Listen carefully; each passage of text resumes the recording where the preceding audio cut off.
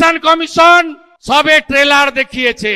ব্রেকফাস্টে 58 লাখ আর লাঞ্চ হবে 14 ফেব্রুয়ারি, সেই দিন বুঝতে পারবেন।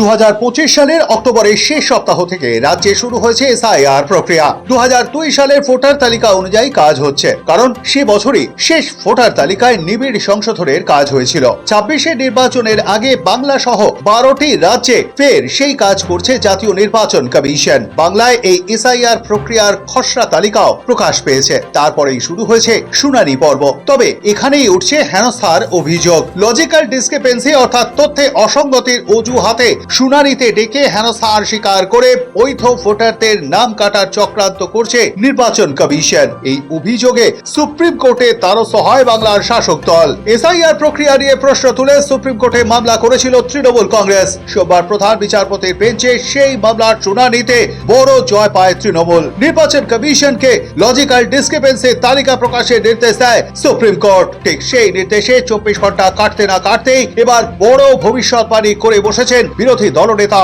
শুভেন্দু অধিকারী। সাফ বলেন, ব্রেকফাস্ট হয়ে গিয়েছে, 14 ফেব্রুয়ারি লাঞ্চ হবে। বর্ডারটা তো ফাঁকা, 540 কিলোমিটার জমি দিল না বিএসএফ কে। হু করে ঢুকছে ছাড় পোকার মতো। ইলেকশন কমিশন সবে ট্রেলার দেখিয়েছে। ব্রেকফাস্টে 58 লাখ আর লাঞ্চ হবে 14 ফেব্রুয়ারি, সেই দিন বুঝতে পারবেন। লাফাচ্ছে দেখছেন না, কাটা ফুটে গেছে। এই রাজনৈতিক চাপান উত্তরের পটভূমিতে রয়েছে সুপ্রিম কোর্টের সোমবারের নির্দেশ। লজিক্যাল ডিসক্রিপেন্সির তালিকা প্রকাশ করা নিয়ে আদালতের এই নির্দেশের পরে তৃণমূল কংগ্রেসের সর্বভারতীয় সাধারণ সম্পাদক অভিষেক বন্দ্যোপাধ্যায় মন্তব্য করেন, বিজেপি ও নির্বাচন কমিশন সুপ্রিম কোর্টে থাপ্পড় খেয়েছে। একই সঙ্গে তিনি দাবি করেন, আদালতে যেমন জয় এসেছে তেমনি এপ্রিলের ভোটেও জয় পাবে তৃণমূল। দেশের সর্বোচ্চ আদালত সুপ্রিম কোর্ট তৃণমূলের দাবিকে মান্যতা দিয়ে বলেছে লজিক্যাল ডিসক্রিপেন্সি লিস্ট রিলিজ করতে হবে। বিচারপতিরাও বলেছেন বিএলএ টুরা হিয়ারিং এ থাকবে। এর সাথে যারা হিয়ারিং এ যাচ্ছে তাদেরকে রসিদ দিতে হবে, অ্যাকনলেজমেন্ট দিতে হবে। বিজেপির এসআইআর এর খেলা শেষ। তাদের দু গালে দুটো কষিয়ে থাপ্পড় মেরেছে দেশের সর্বোচ্চ আদালত। আজকে কোর্টে হারালাম, এপ্রিলে ভোটে হারাবো।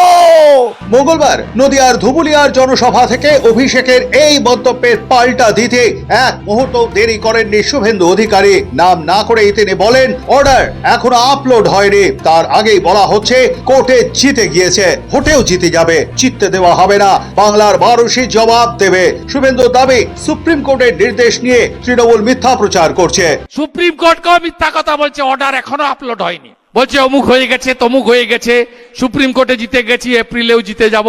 জিতে তোমাকে দেবো ভালো করে, জিতিয়ে তোমাকে ভালো করে দেবে এবারে বাংলার জনগণ।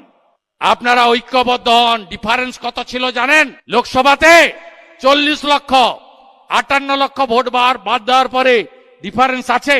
আচ্ছা, এ তো পহলে ঝাঁকি হ্যায়, কাশি মথুরা বাকি হ্যায়। ফাইনাল ভোটার লিস্টের পরে বলবে ভোটে লড়বো না, নিশ্চিন্ত থাকুন।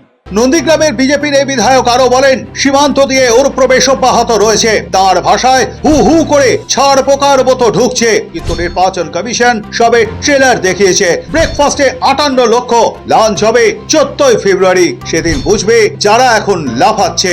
একই সঙ্গে তিনি বলেন, যেভাবেই হোক বর্তমান সরকারকে উৎখাত করাই বিজেপির লক্ষ্য। বর্ডারটা তো ফাঁকা, 540 কিলোমিটার জমি দিল না বিএসএফ কে। হু করে ঢুকছে ছাড় পোকার মতো। ইলেকশন কমিশন সবে ট্রেলার দেখিয়েছে। ব্রেকফাস্টে 58 লাখ আর লাঞ্চ হবে 14 ফেব্রুয়ারি, সেই দিন বুঝতে পারবেন। লাফাচ্ছে দেখছেন না, কাটা ফুটে গেছে। সুপ্রিম কোর্টকেও মিথ্যা কথা বলছে, অর্ডার এখনো আপলোড হয়নি। যদিও শুভেন্দু অধিকারীকে পাল্টা উত্তর দিতে সময় নেয়নি শাসক শিবির।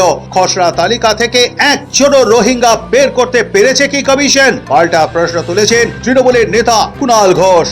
আচ্ছা, একজন রোহিঙ্গাকে শুভেন্দু অধিকারী সামনে আনতে পেরেছে ভোটার লিস্ট থেকে?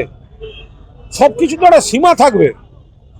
এর আগে বিজেপি বলতো লাখ লাখ রোহিঙ্গা ধরা পড়বে এসআইআর শুরু হলে।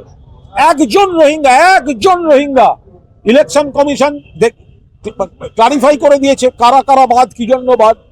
ভোটার লিস্টে একজন রোহিঙ্গা খুঁজে বার করতে পারেনি। রোহিঙ্গা যদি ঢুকে থাকে তো তাহলে সেটা বিএসএফ আর অমিত শাহ বিজেপির ব্যর্থতা। অন্য দেশ থেকে ঢুকছে রোহিঙ্গা, কিন্তু ভোটার লিস্টে তো রোহিঙ্গা নেই। আর তৃণমূল কেন গন্ডগোল করবে? তৃণমূল জানে উন্নয়নের উপর ভোট হবে এবং তৃণমূল স্মুথ জিতবে। যারা জানে জিতবে না তারাই এই ধরনের অশান্তিগুলো তারা করছে বা তাদের এইসব নতুন সব গদ্দার এজেন্সি দিয়ে করাচ্ছে। সব মিলিয়ে সুপ্রিম কোর্টের নির্দেশকে ঘিরে এসআইআর বিতর্ক এখন সরাসরি রাজনৈতিক লড়াইয়ের ময়দানে। একদিকে তৃণমূলের দাবি, আদালতের নির্দেশ তাদের পক্ষে, অন্যদিকে বিজেপির অভিযোগ এই নির্দেশ নিয়ে বিভ্রান্তি ছড়ানো হচ্ছে। নির্বাচনের মুখে এই সংঘাত যে আরো তীব্র হবে তা কার্যত স্পষ্টই। সায়ন মোদক ও সৌভিক সান্যালের রিপোর্ট, সময় কলকাতা।